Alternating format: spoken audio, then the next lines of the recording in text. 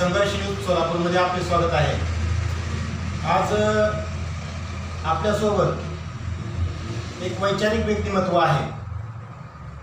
वैचारिक यासाठी कारण की मी तुम्हाला मागील एपिसोडमध्ये सांगितलं होतं की आपण येणाऱ्या रविवारी एका व्यक्तिमत्वाची खास ओळख, त्याचे विचार जे समाजासाठी महत्त्वाचे असतील अशा व्यक्तिमत्वाला घेऊन येणार आहोत। तर ते व्यक्तिमत्वच मित्रांनो, आपण ज्यावेळेस मागील रविवारी तुम्हाला सांगितलं होतं की मराठा आरक्षण या विषयावर आपण चर्चा करणार आहोत। मराठा आरक्षणाला एकंदरीत कोण विरोध करत आहे, मराठा समाजाला आरक्षण का मिळत नाही, मग सुप्रीम कोर्टाने का नाकारलेलं आहे। तर अशा अनेक प्रश्नांचा आपण ह्या व्यक्तिमत्वातून उत्तरे शोधण्याचा प्रयत्न करणार आहोत। तर प्रथमतः त्या व्यक्तिमत्वाची ओळख करून देत असताना तुम्हाला सांगण्यास मला आनंद होतोय की ते व्यक्तिमत्व म्हणजेच माननीय सचिन अशोक काळे, जे माजी मराठा सेवा संघ करमाळा तालुका अध्यक्ष होते।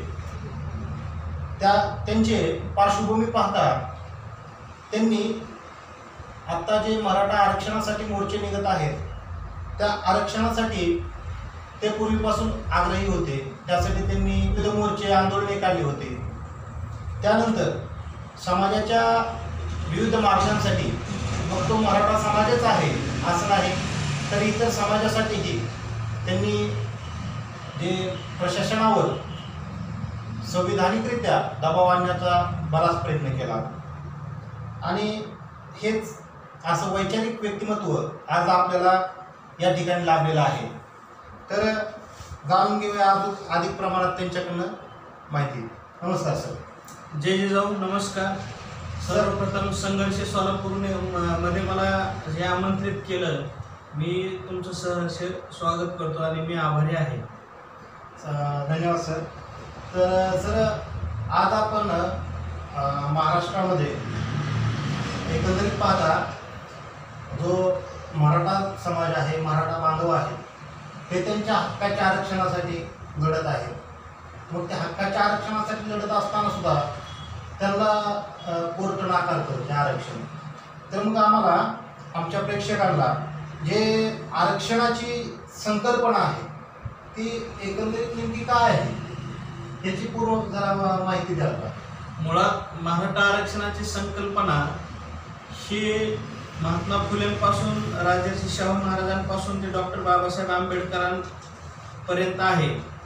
सर्वात महत्त्वाचं म्हणजे मराठा आरक्षण हे राजर्षी शाहू महाराजांनी साल 1902 साली मराठा तसेच इतर SC, ST, OBC, NT, VGNT जे मागास वर्गीय किंवा जे परिस्थितीने गरीब आहेत अशा समाजातल्या प्रत्येक घटकाला राजर्षी शाहू महाराजांनी आरक्षण दिलं आहे। त्यामध्ये स्वतः जातीनं मराठा असलेले राजर्षी शाहू महाराज यांनी स्वतःच्या जातीचा सुद्धा त्यामध्ये समावेश केला आहे। ही प्राथमिक बाजू झाली। दुसरी बाजू म्हणजे राजर्षी शाहू महाराजांनी जे 1902 साली दिलेले जे आरक्षण आहे त्या आरक्षणाचा धागा धरून डॉक्टर बाबासाहेब आंबेडकरांनी सुद्धा घटनेमध्ये मराठा आरक्षण द्यावं अशी तरतूद करून ठेवलेली आहे। त्यामध्ये कलम 340 नुसार OBCंना आरक्षण दिले आहे, परंतु कलम 340 नंतर OBC निश्चितीचा मंडल आयोग नेमला गेला। त्या आयोगामध्ये साधारण 3700 3700 जातींचा समावेश केला गेला। त्यामध्ये OBC समाज म्हणून कुणबी समाजाचा सुद्धा समावेश केला आणि संत तुकाराम महाराजांचा जर धागा धरला, बरे झाले बाबा मी कुणबी झालो, या जर वाक्याचा विचार केला तर पूर्वीचा मूळचा मराठा समाज हा कुणबी म्हणजे शेतकरीच आहे। आणि महाराष्ट्रामध्ये मराठा या शब्दाचा व्यापक असा दृष्टिकोन आहे। मित्रांनो, महाराष्ट्रात राहणारा कुठल्याही जाती जातो, महार, बांग, चांभार, वडर, इतर SC, ST, OBC ज्या काही जाती असतात त्या अग्रगण्य देशाच्या तुलनेमध्ये हा महाराष्ट्रात राहणारा हा प्रत्येक घटक हा मराठा म्हणून गणला जातो आणि तो सामूहिक शब्द आहे असं मला वाटतं. तर सर आताच आपण सांगितलं की शाहू महाराजांनी आरक्षणाची संकल्पना मांडली. तर मग शाहू महाराजांनी त्यांच्या संस्थानामध्ये मांडली का पूर्ण म्हणजे असे महाराष्ट्रात पूर्णपणे मांडली ती संकल्पना? राजर्षी शाहू महाराजांनी तसे आरक्षणाची संकल्पना ही त्यांच्या संस्थानामध्ये मांडली आणि तिथून सुरुवात केली.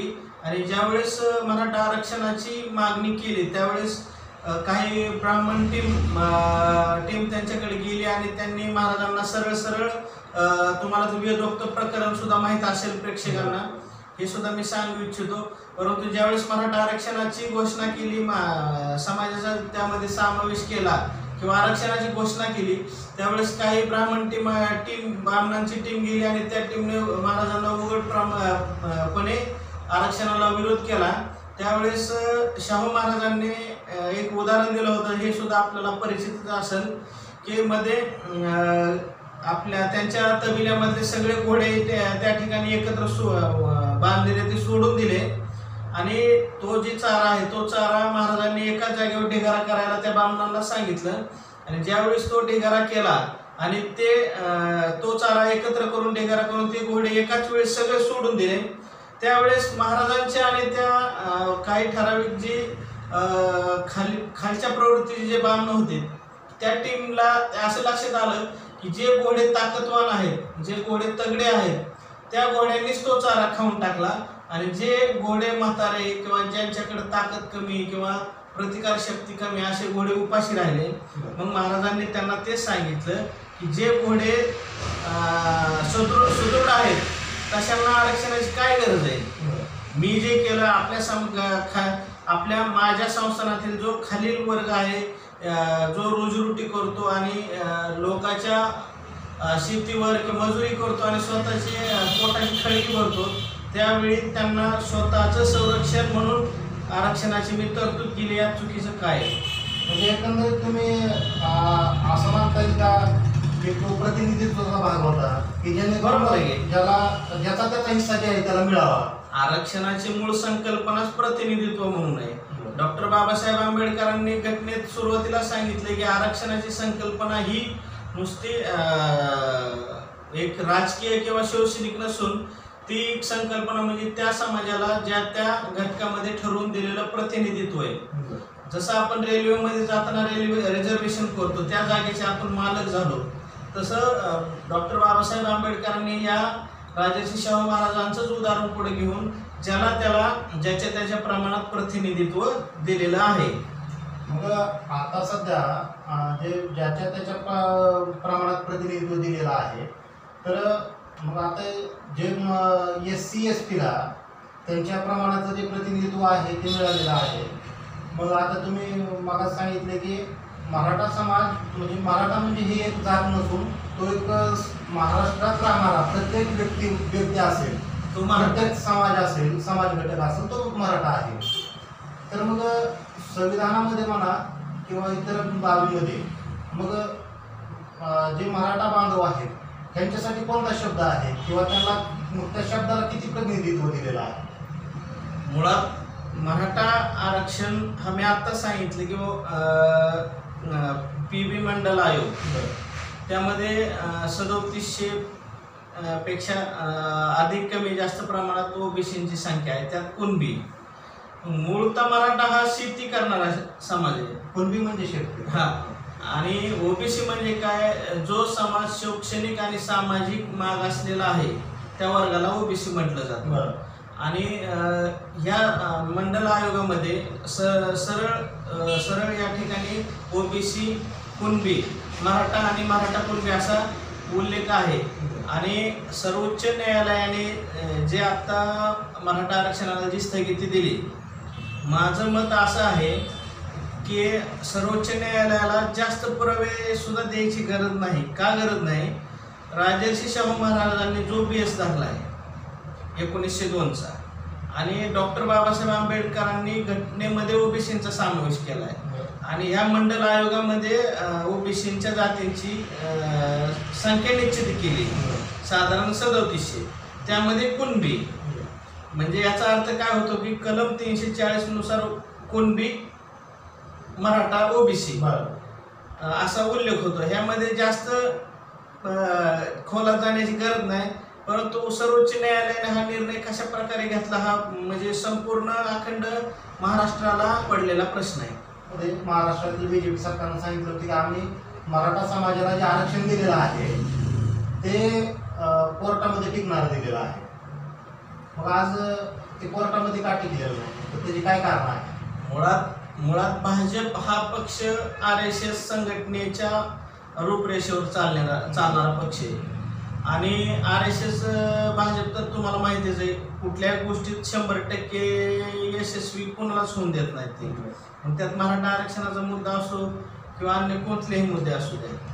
आणि मग त्यामध्ये त्यांनी अशी तरतूद केली की मला सांगा, ज्यावेळेस गेल्या पंचवार्षिक शिवसेना भाजप असं एकत्रित सरकार होतं, त्यावेळेस त्यांचं केंद्रात आणि राज्यात संपूर्ण बहुमत स्पष्ट होतं. पण त्यावेळी त्यांना तो जो मुद्दा आहे आरक्षणाच्या बाबतीतला, तो संसदेत आणि राज्यात तो पूर्णपणे बहुमताने मांडता आला असता. आज जरी आपण जर केंद्राचा जर हिशोब केला तर साधारण आपल्याला बहुमताला 274 3/4 खासदारांची संसद सदस्यांची गरज आहे, संख्येची गरज आहे. आणि आज जर भाजपची जर संख्याबळ बघितलं तर 284 इतका आहे.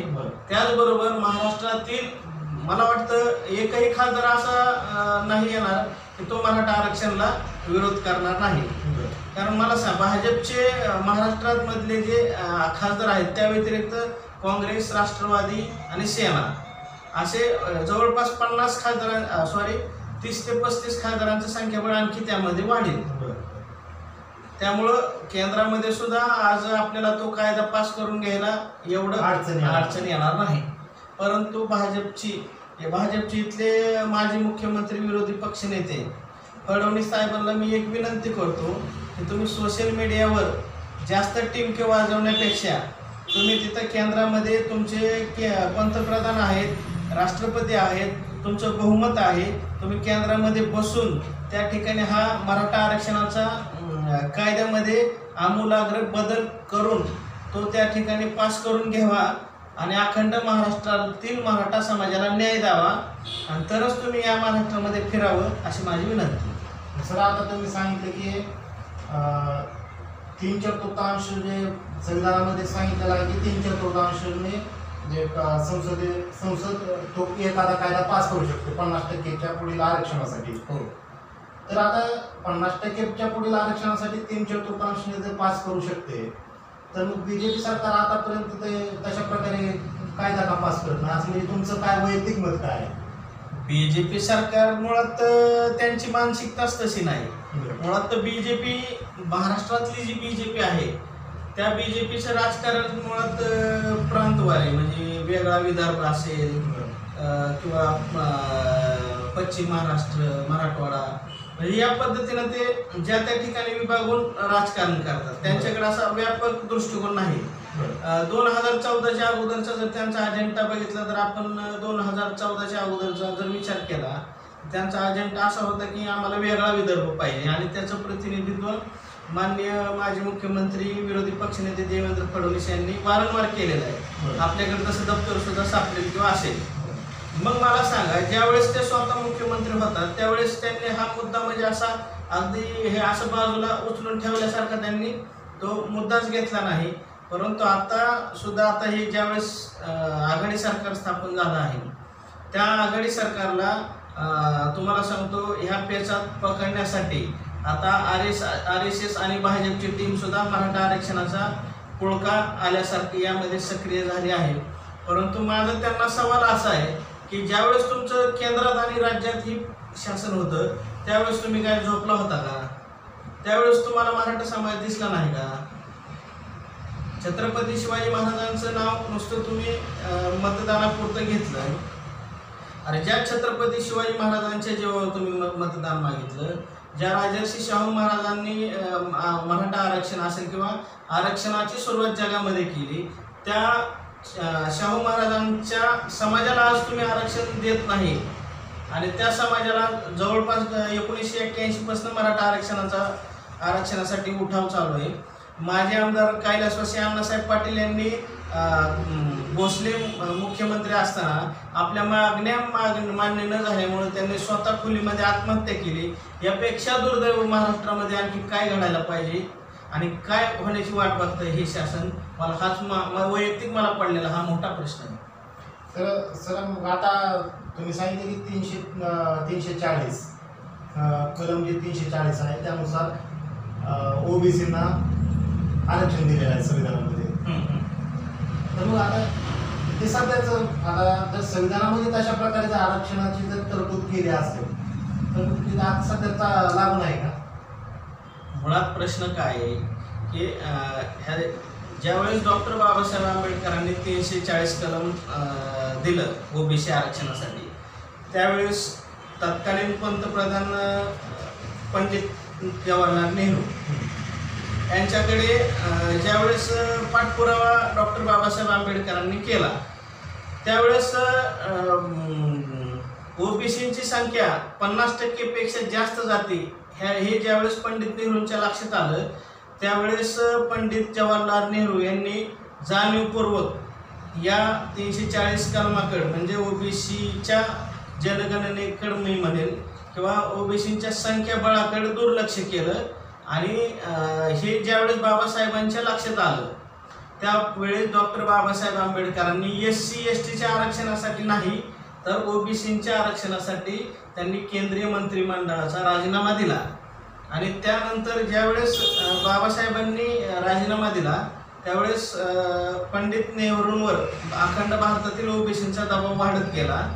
आणि त्यानंतर डॉक्टर बाबासाहेब आंबेडकरांच्या राजीनाम्यानंतर पंडित जवाहरलाल नेहरूंच्या लक्षात आले की आता भारतामध्ये एक ओबीसींची लाट तयार व्हायला लागली. त्यानंतर त्यांनी एक मंडळ PB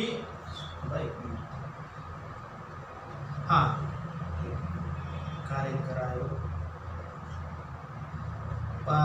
लक्षात आलं की आता भारतामध्ये ओबीसींची संख्या जास्त दिसते आणि त्यांच्यावर ओबीसींच्या मुद्द्यावर दबाव वाढला. त्यावेळेस त्यांनी काका कानेलकर पुण्याचे खासदार यांच्या अध्यक्षतेखाली कानेलकर समिती नेमली, मंडल आयोग नेमला. आणि त्या मंडल आयोगामध्ये सुद्धा त्यांना लक्षात आलं की अशाच प्रकारे गणना झाली. आणि ज्यावेळेस हे कानेलकरांच्या लक्षात पंडित जवाहरलाल नेहरूंनी आणून दिलं की आपल्याला ओबीसीची संख्या जास्त जाऊ द्यायची नाही, त्यावेळेस दुर्दैव भारतात आणि जगाच्या पाठीवर कधीही झालं नसत त्या मंडल आयोगाच्या अध्यक्षांनीच 30 पानी पत्र राष्ट्रपतींना लिहिलं की सदर्भ ओबीसींचे आरक्षण आपण देऊ नये.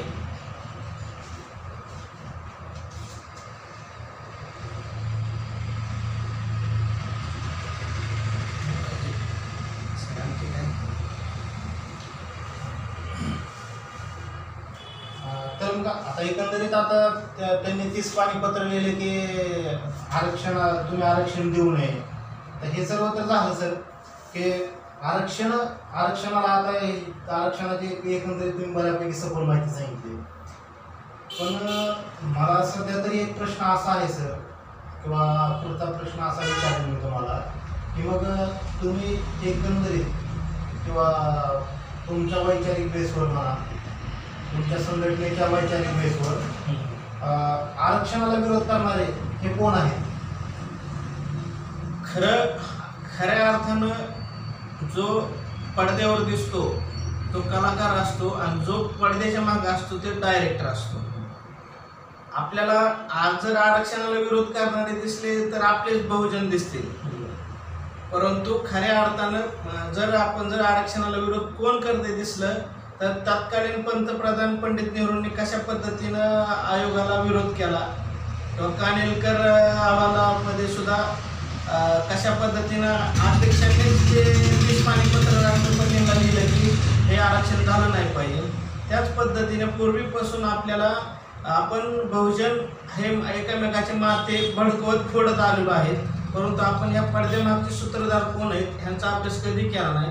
त्यावेळी सुद्धा ब्राह्मणच होते आणि आता सुद्धा फडणवीस सारखे ब्राह्मणच आहेत की जेणेकरून त्या बहुजन समाजामध्ये एकीचं संघटन कधीही झालं नाही पाहिजे. आणि ह्या ओबीसी मध्ये एक वाक्य होतं मेश्राम साहेबांनी दिलेले, जितनी संख्या भारी उनकी उतनी भागीदारी.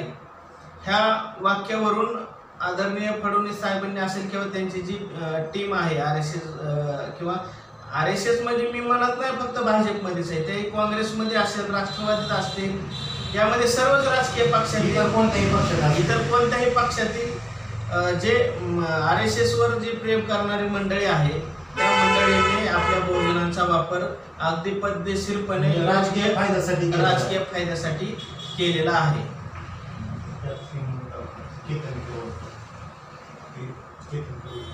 मराठा आरक्षणासाठी केतन तिरोडकर बोलो.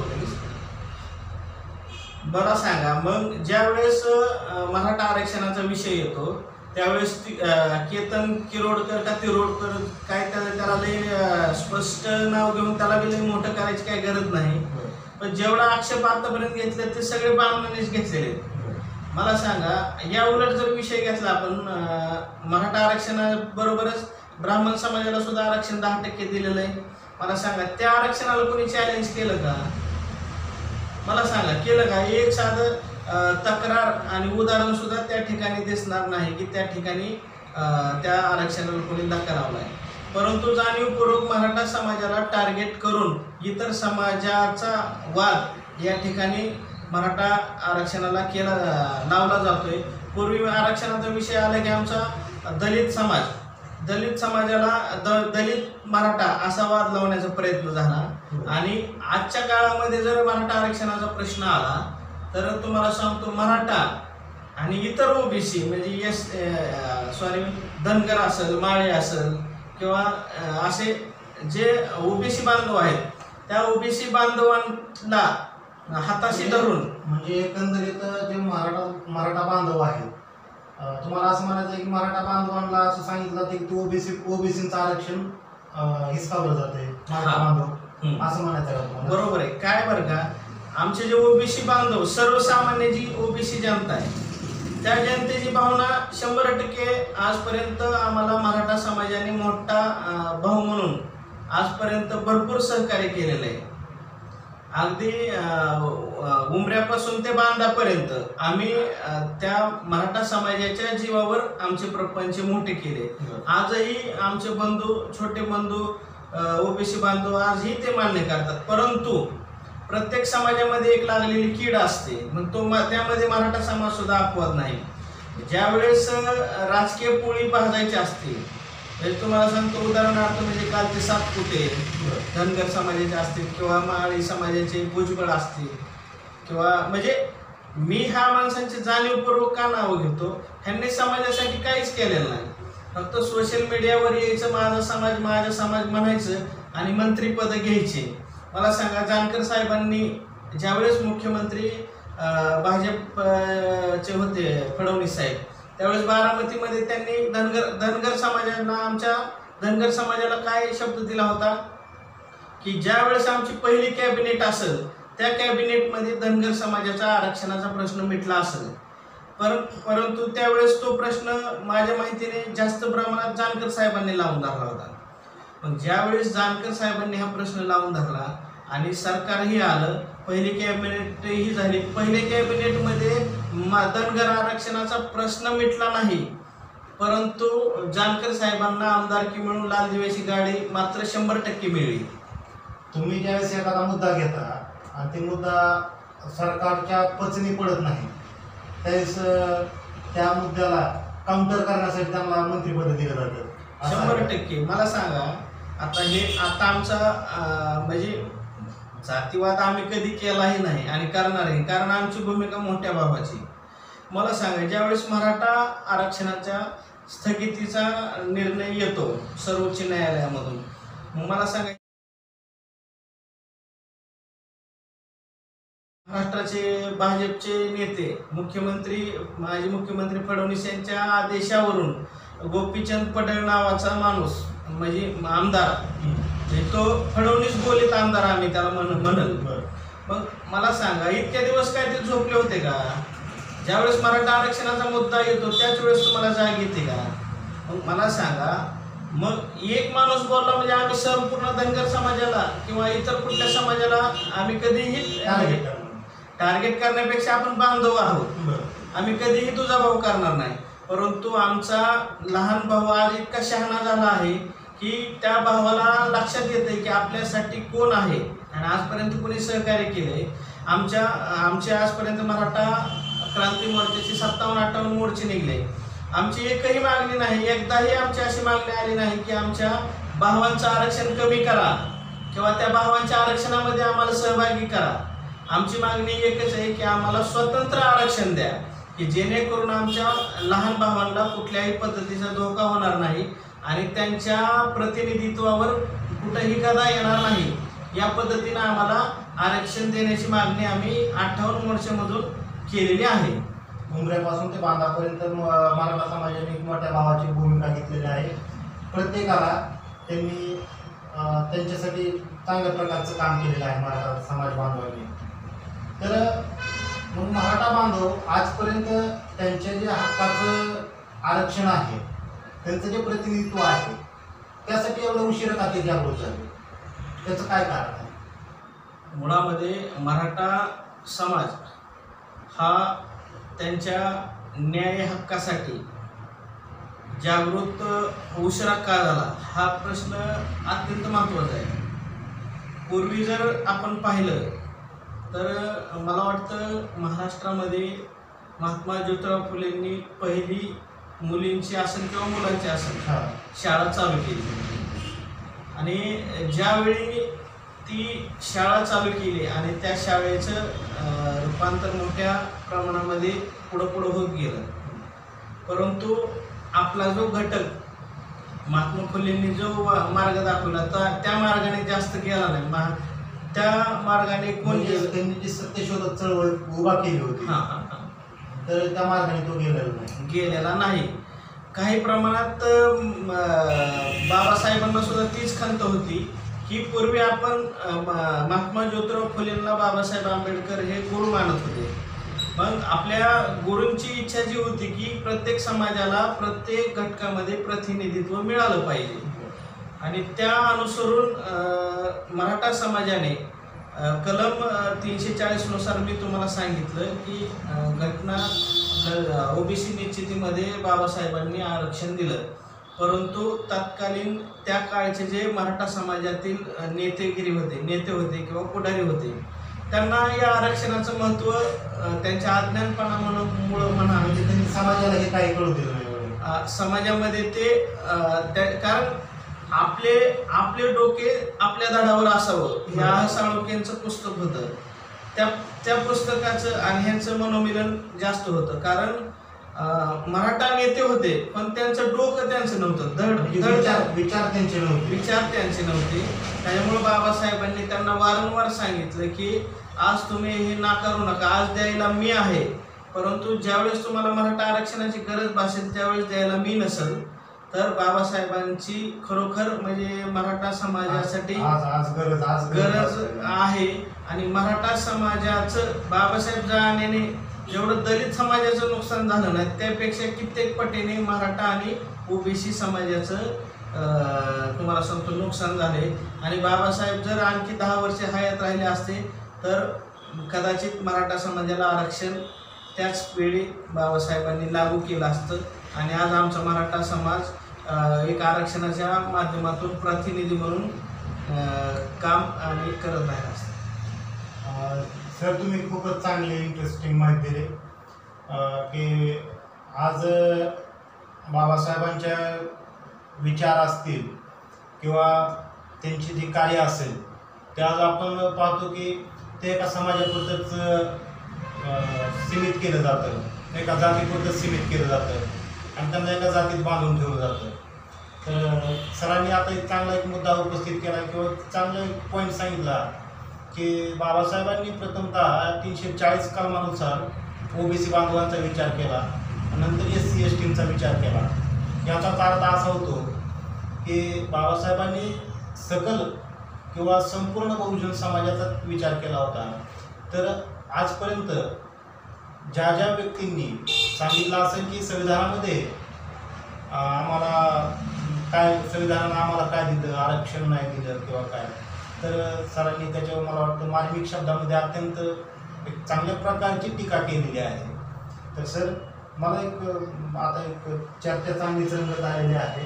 तर प्रश्न मला विचारायची आता एक उत्सुकता अशी आहे की जर कोर्ट संविधानाच्या बेसवर, म्हणजे कोर्ट सांगते की तुम्हाला आरक्षण दिलं जातं, म्हणजे एकंदर संविधानामध्ये काहीतरी तरतूद असेल, तर मग तुम्ही आता कोर्टानं जर सांगितलं असेल तर काहीतरी त्यांनी विचार करून किंवा काहीतरी मुद्देसूद संविधानामध्ये म्हणा किंवा इतर कलमांचा विचार करूनच तुम्हाला नाकारला असेल.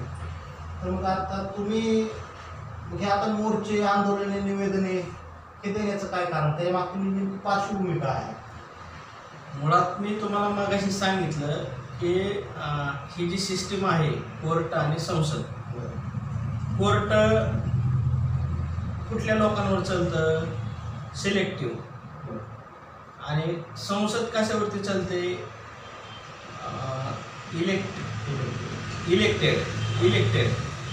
इलेक्टेड म्हणजे काय की आपण जे खासदार, आपल्या अनमोल बाबासाहेबांनी जो मतदानाचा हक्क दिला आहे त्या हक्काचा अंमल करून आपण जे खासदार निवडून देतो त्याला इलेक्टेड म्हणतात.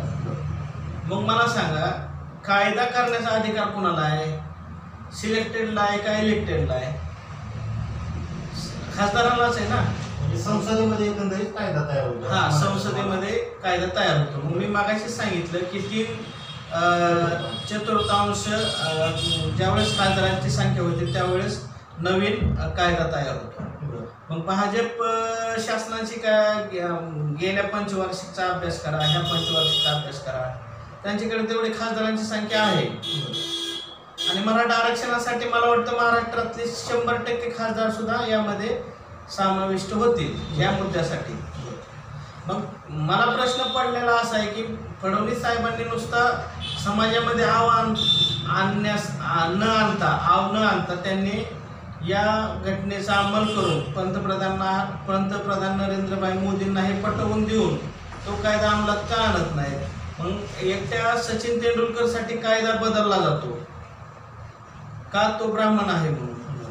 मला सांगा, मग आम्ही या देशातले मूळ निवासी आहे आणि आमचा DNA भारतातला आहे, इथला आहे, आणि आरक्षण हा आमचा हक्क आहे, आमचा संविधानिक हक्क आहे, ते आमचे प्रतिनिधित्व आहे. मग तुम्ही हे देण्यासाठी एवढा आटापिटा नाही ना करायला पाहिजे. समाजावर तसा एक प्रकारे अन्याय होतो. आणि आज आम्हाला केंद्र शासन काय सांगतं किंवा कोर्ट काय सांगतं की 50% जास्त तुम्हाला आरक्षण देता येत नाही. मग कर्नाटक, तेलंगणा किंवा आधी राज्य आहेत, केरळ राज्य आहे. मग मला सांगा, या राज्यामध्ये भारताची संविधानिक घटना वेगळी आहे का महाराष्ट्रामध्ये वेगळी आहे? हा सुद्धा संपूर्ण भारतामध्ये पडलेला प्रश्न आहे. मग त्या ठिकाणी तुमचं वेगळी ट्रीटमेंट आणि महाराष्ट्रामध्ये वेगळी, मग असा तुझा भाव का? हा सुद्धा महाराष्ट्रातील एकंदरीत त्यांचा देण्याचा मानस नाही असं म्हणायचं. हो, अर्थातच मानसच नाही त्यांचा. जर त्यांना द्यायचं असतं तर त्यांनी गेल्या वेळेस दिलं असतं. असे त्रुटी ठेवल्या नसत्या भाजपने. विधानसभा डोळ्यासमोर ठेवून त्यांनी मराठा आरक्षणाचा घाईघाईत घेतलेला निर्णय चुकीचा ठरला. हो, कम्युनल अवॉर्डनुसार 17 ऑगस्ट 1932ला SC ST ला आरक्षण मिळालं. त्याच वेळी OBC समाज म्हणजे कुणबी, मराठा आणि इतर ज्या जाती समाविष्ट आहेत त्या जातींना OBCचं आरक्षण मिळणार होतं. परंतु त्यावेळेस महात्मा गांधींनी पुणे करार घडवून आणला आणि त्या करारामध्ये OBCचे हक्क व न्याय हिसकावून घेण्याचा प्रयत्न यशस्वीपणे सक्सेस झाला. 24 सप्टेंबर 1932 रोजी हा करार, पुणे करार घडवून आणला आणि त्यामध्ये गांधी संपूर्णपणे यशस्वी झाले. जगाच्या इतिहासामध्ये भारतातले 2 महापुरुष ओळखले जातात, म्हणजे जगामध्ये त्यांची ओळख आहे. त्यामध्ये पहिले महात्मा गांधी आणि दुसरे डॉक्टर बाबासाहेब आंबेडकर. पण या दोन महामानवांमध्ये फरक आहे. एक हक्क आणि न्याय मिळण्यासाठी लढत होते आणि दुसरे हक्क आणि न्याय मिळू नये म्हणून पुणे करार करून लढत होते. अशा पद्धतीने दोन महामानवांमध्ये सुद्धा विचारांची दरी आहे. आणि खऱ्या अर्थाने डॉक्टर बाबासाहेब आंबेडकरांनी जो विचार आणि प्रेरणा देशाला दिली तो विचार माझ्या मते आता आपल्यासारख्या तरुणांच्या माध्यमातून समाजामध्ये गेला पाहिजे.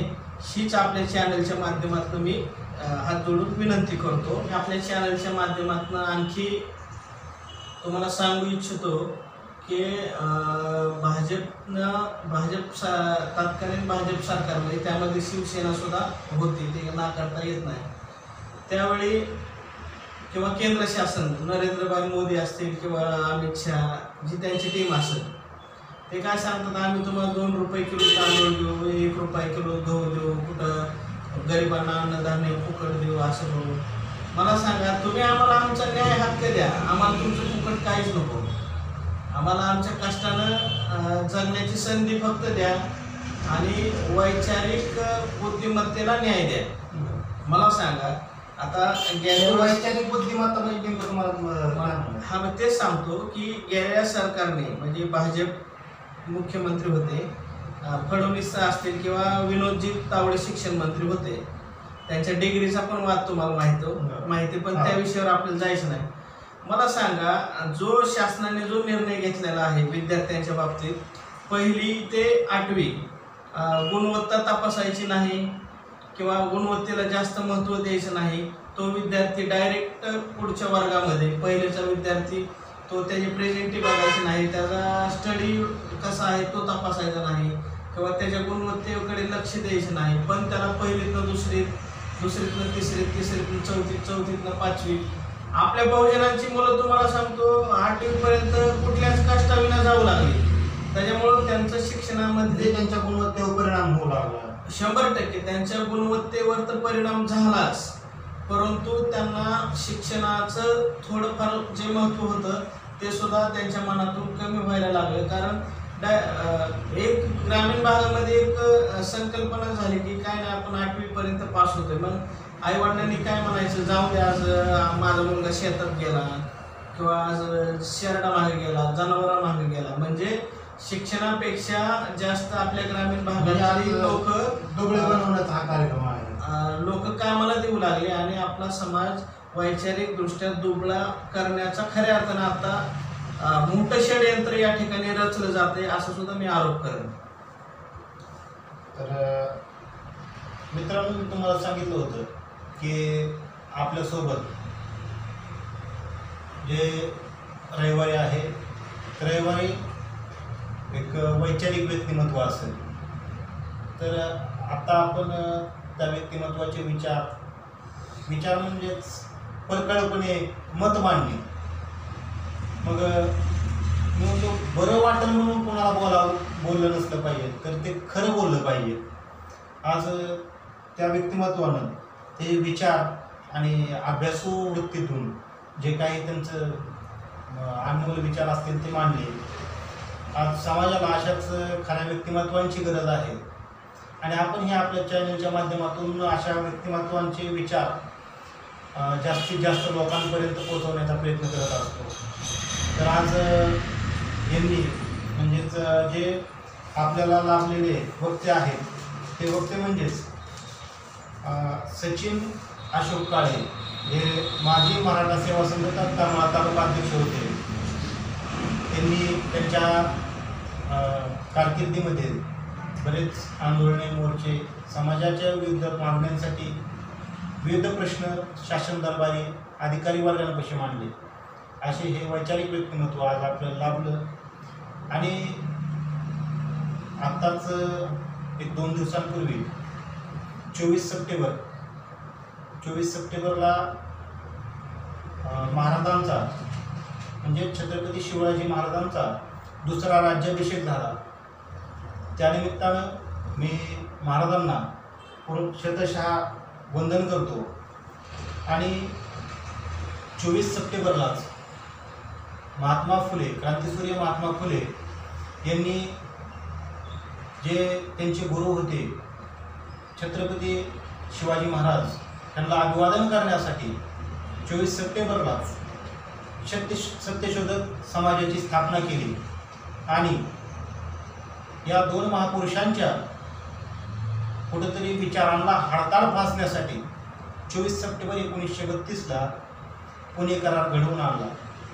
तर एकंदरीत बाबासाहेबांनी सुद्धा 24 सप्टेंबर 1932 पासून पुणे कराराला धिक्कार दिवस 24 सप्टेंबरला पुणे करार धिक्कार दिवस म्हणून पाळण्यास सुरुवात केली. तर मित्रांनो, आज म्हणजे ही थोडी अतिरिक्त माहिती होती. मग हे आज आपल्याला जे वैचारिक व्यक्तिमत्व लाभलं त्यांनीही आपल्याला बरीच काही माहिती दिली. त्याबद्दल मी काळे सरांचं अभिनंदन करतो आणि पुढील भागामध्ये सुद्धा आपण अशाच एका चांगल्या आणि परखड व्यक्तिमत्वाला भेटणार आहोत. तर पुढील भाग कधी प्रसारित होणार आहे हे तुम्हाला माहिती आहे. तर पुढील भाग असेल आपला भाग नंबर 7 संपादकीय रविवार विशेष संपादकीय भाग 7. तर पाहायला विसरायचं नाही. आणि या भागामध्ये जर आपल्याला हा संपादकीय भाग आवडला असेल तर अवश्य कमेंट करा आणि पुढील भागासाठी तयार राहायचं. धन्यवाद. जय गुरु.